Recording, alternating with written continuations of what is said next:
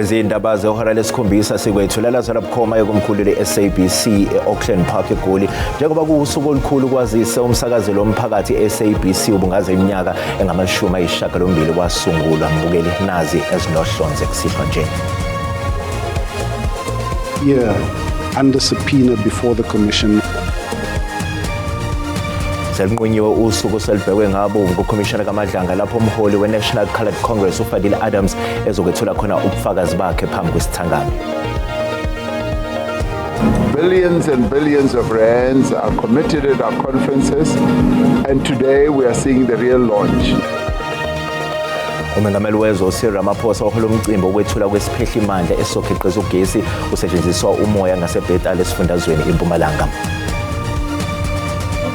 Were conversations with a couple of other organizations, but one didn't quite feel as at home as one feels now in Action SA.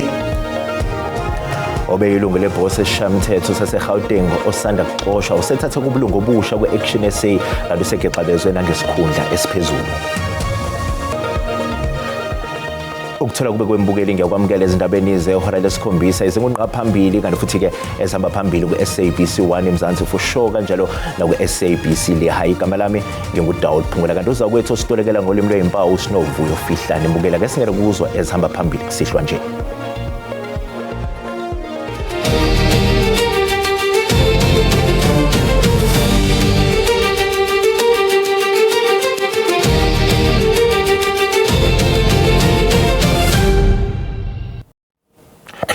Selinqunyiwe usuku selibhekwe ngabomvu kukhomishana kaMadlanga lapho umholi we-National Coloured Congress uFadile Adams ezokwethula khona ubufakazi bakhe phambi kwesithangami. U-Adams uzovela phambi kwekhomishana mhla ziyi-11 kuNcwaba kanti kuzobhekana ke nemibuzo ngeinsolo zokuba namafayela ayimfihlo ezomhloli, izimfihlo zombuso kanye neinsolo zenkohlakalo.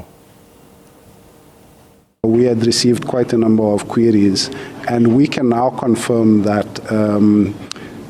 Mr. Adams, we first served him with a Rule 3 notice in October 2025, last year, and we have now confirmed that he will appear under subpoena before the Commission on the 11th of July. That's 2 Tuesdays from... Sorry, excuse me, the 11th of August 2026. Umphenyi we-IDEC uMantja Rapheso obethula kubufakazi esithangamini sekhomishana kaMadlanga ufakazelelo kokudalulwa izolo uDreshantha Ramsamy ngokuthi-ke obeyinhloko ye-IDEC u-Advocate Andrea Johnson akazange akhulume iqiniso ngesikhathi yokwethula ubufakazi bakhe phambi kwekomiti lesikhashana lasephalamende. Kubukeka sengathi izinkinga zobe inhloko ye-IDEC u-Advocate Andrea Johnson zisekude ukuphela njengoba ufakazi uRapheso etshele isithangami sekhomishana ukuthi akulona iqiniso ukuthi i-PKTT yayingaphenywa njengoba uJohnson watshela ikomiti lesikhashana lephalamende kanye nekhomishini. Uphinde wavumelana nobufakazi bukaRamsamy bokuthi incwadi efungelwe kaFadile Adams yokudluliselwa kwecala ngaphansi kwesigaba 27 ethulwe phambi kwekhomishana ayifani naleyo ababeyinikiwe bona ekuqaleni njengabaseshi. There was a point where she indicated that PKTT was not part of the Section 27 referral. So that is when now I started looking at it differently, because I was shocked because the Section 27 that I saw, that information was there. uRapheso uphinde wavumelana nobufakazi bukaRamsamy bokuthi kwakungeke kwenzeke ukuthi umphenyi omkhulu we-IDEC uDylan Perumal osamisiwe emsebenzini athole esinye isitatimende kuFadile Adams bengekho bona njengabaseshi. Was there an occasion or a moment when the two of you were somewhere else and Mr. Perumal was alone with Mr. Adams? No, that never occurred. Isithangami sekhomishana sesizoze siqhubeke ngolwesibili lapho kulindele kubufakazi obuthinta i-IDEC ukuthi buqhubeke.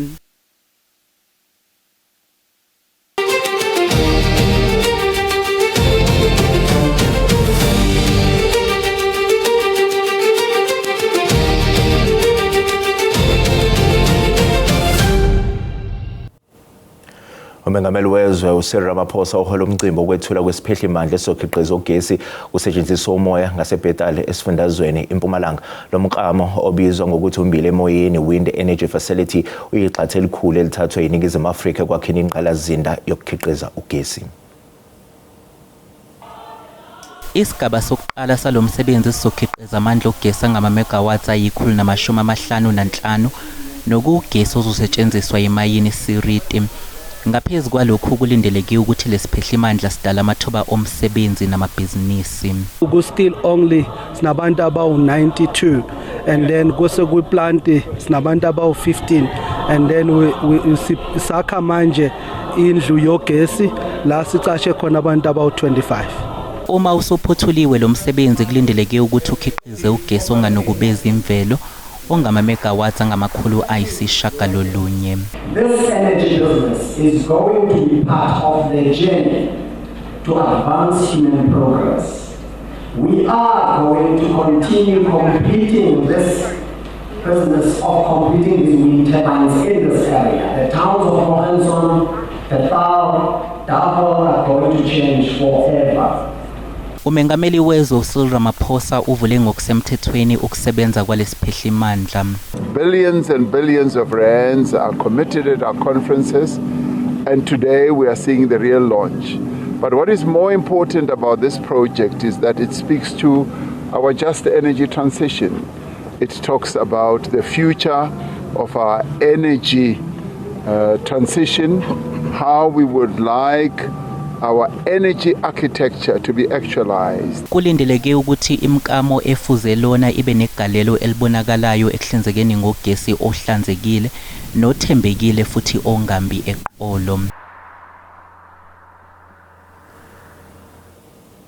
Ongufakazi wombuso ecaleni likaVusumuzi Khedmatlala kanye-ke nabanye asola nabo uKapteni Phimi Sikgobela utsheleke inkantolo ephakeme yaseGoli ukuthi ukuboshwa kommangalelo uMosakekana ngo-2024 kwakusemthethweni.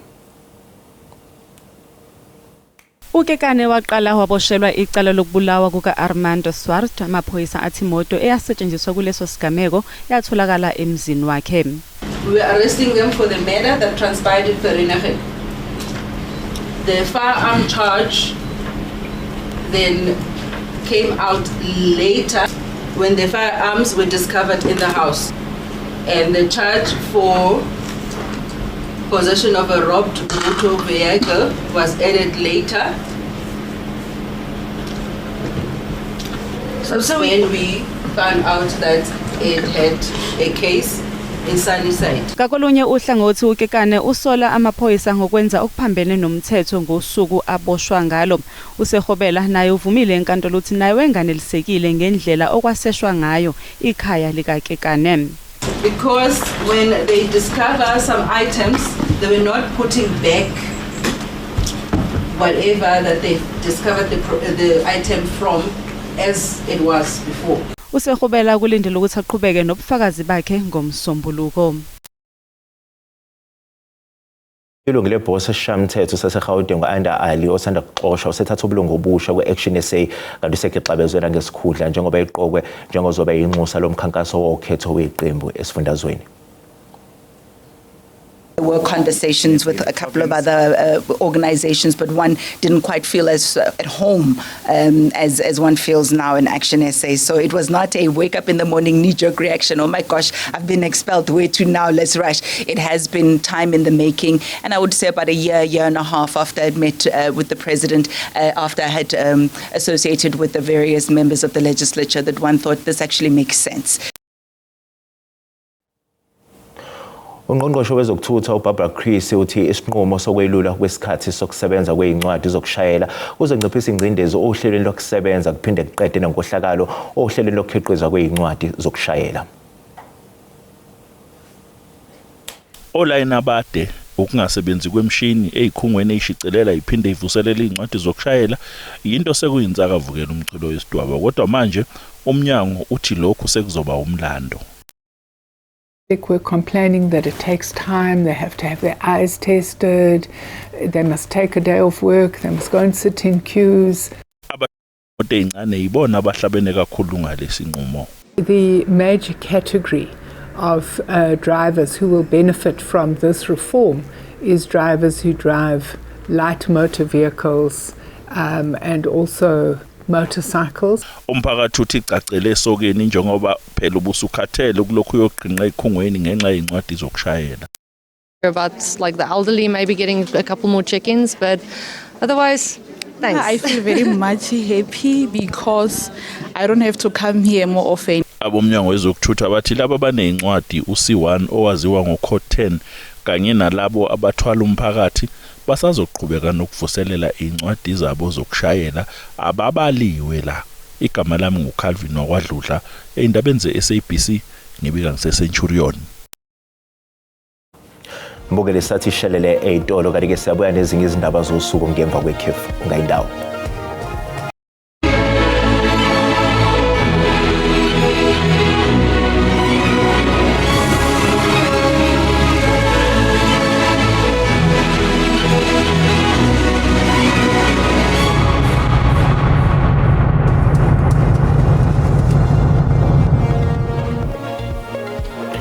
Bukela sikubingelele sikwamukela uma ngabe usanda ngena sikukhumbuza ukuthi le indaba ziyatholakala ku YouTube na ku SABC Plus ngena kuzo zicinge ngamagama athi SABC izindaba na kanjani uzozithola ngomtshalo bazo. Umsakazelo umphakathi SABC ubungaza ke iminyaka engamashumi ayishagalolunye seloke yasungula ngoNcwaba ngonyaka u1936. Ngo-1936 kwasungula i-African Broadcasting Corporation yaphinde yaba i-South African Broadcasting Corporation. Ngo-1937 ukusakaza kokuqala ngqa kwaqala kulesi sakhiwo ku-Commissioner Street eGoli. Sekuyiminyaka ke engamashumi ayishagalolunye umsakazelo umphakathi uyizwi lesizwe lolu udaba ke lwe-SABC. Umuntu bengimthanda kakhulu noXolo Grootboom. Umuntu ngathi wayengangamisi nje bengabe sithethwa uyindaba ngeXhosa. Siyabonga kakhulu SABC mayibungazo 90 years wayo. Siyabonga ama elections bafethu. Ngesichaze ke ukuthi kwenzakalani nani nani. Siphinde sikhumule ngo 2010 mhla kune World Cup. SABC besiphathele inhlelo ababhadalayo abangabhadali kepha inhlelo izisebenzi kanye nabalingisi abasebenza kumdlalo odlala ku-SABC1 nsuku zonke iSkim Sam basixoxela ngezinye zezinto abazikhumbulayo kakhulu ezibajabulisayo lapha e-SABC. Friends like these, oh my gosh, that show raised me. I remember growing up, me and my cousins would split in half, girls with girls, boys with boys, betting on which side is gonna win. That is such a nostalgic memory from SABC. So many of my childhood memories and even currently. I think morning live, getting dressed for school, primary school. Yeah, I just think like the legacy of family and community. Isikhulu esiphezulu SABC sithi umbono waso nge-SABC njengenhlangano ukusungula inhlangano ezokusakaza ezinzile ekuzofundiswa ngayo emanyuvesi omhlaba. It's very exciting to see that the institution still plays such an important role in universal access and ensuring that South Africans are included and their voices are heard. And we sit, at 90 years, we need to remember that, whether it was during apartheid or going all the way to democracy, in every milestone of this country, the SABC has been there. We are South Africa's greatest archivist. No one has the type of archives we have because we continue to be the most important storyteller, not just to South Africans, by the way. We also take South Africa to the rest of the world. Sekuyiminyaka ke ngamashumi ayishagalolunye SABC iyizwi lezigidi zabantu.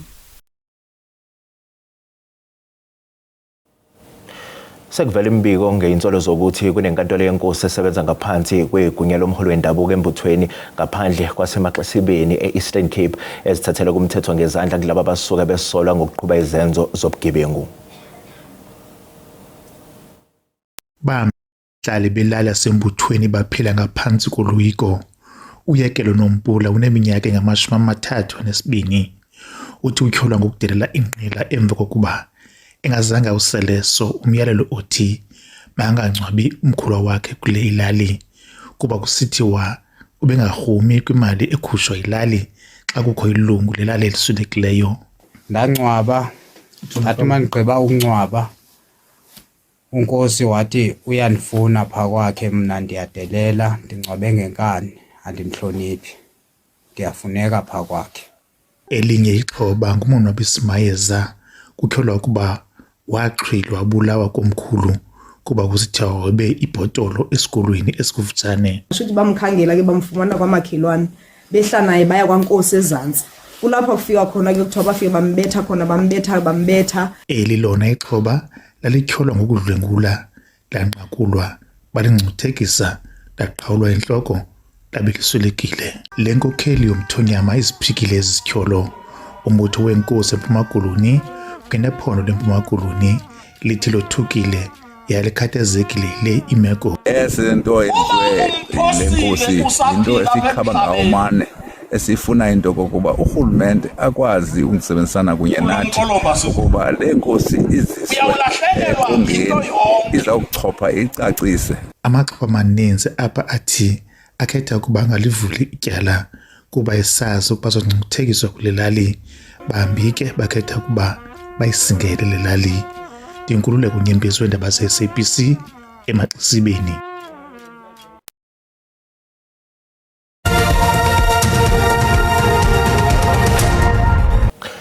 Kwezithinta iBetway Premiership njengoba kuqala isizini entsha ngempela sonto, iChippa United izobe ibheke ukuqala ke ngonyawo oluhle njengoba izobhekana neGolden Arrows eThekwini kusasa. Iqela leChippa United lityeketye abadlali abatsha abasibhozo kule sizini iqalayo. Abanye kubo nguNtuthuko Mlotshwa kunye nomdlali wangasemva uMohamed Karim. Lo kaMlotshwa uneminyaka engama-24 ubudala kwaye ufake amanqaku ali-13 kwiligi yeNational First Division kwisizini ephelileyo. Ngiyazi ngeke kube lula. Yeah. So into engangisiza ukuthi ngikhona ukuthi ngipart of i-team ukusebenza nje kanzima. Yeah. Because ithuba lizofika. Yeah. Umqeqeshi weliqela uBrendan Truter unalo ithemba lokuza neziphumo ezincumisayo xa iqela lakhe liqobisana neGolden Arrows ngomgqibelo. So far so good. I'm happy with the output or the data we received from pre-season in terms of the players. I'm happy with the performances that we had during the pre-season. So it's always been a headache. It's always going to be a headache with our first game. Lo mdlalo uza kuqala ngentsimbi yesithathu kwibala iPrincess Bagogo. Ndinguzolani Moya weendaba ze-SABC ndiseGqeberha. Mbukela sithi ku 8 lo masibuya sizobe sikuphathela umhlahlo wesimo sezulu noTiny Ntshiza.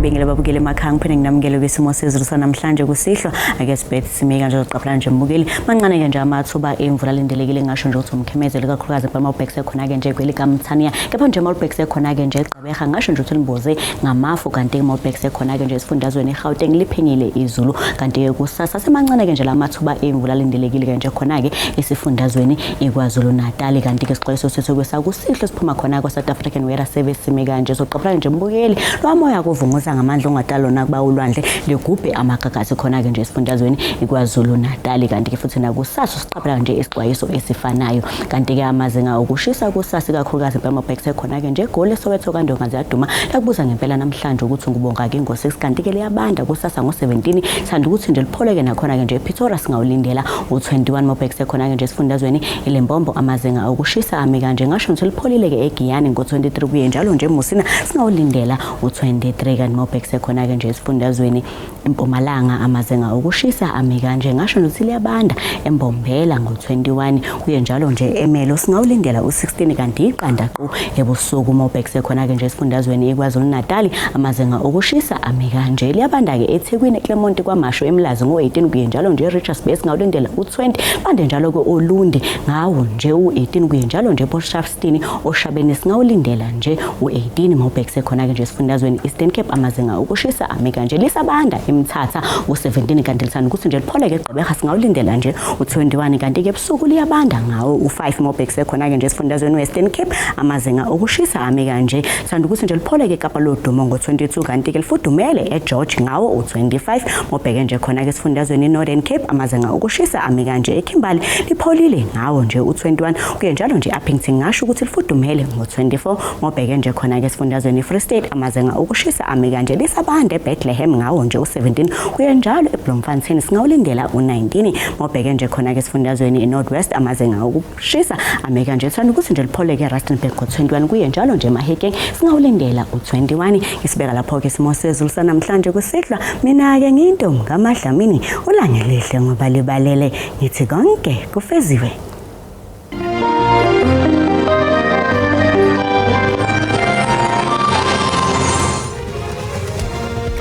Asibonge Mantshiza Mbukeli, usale kahle.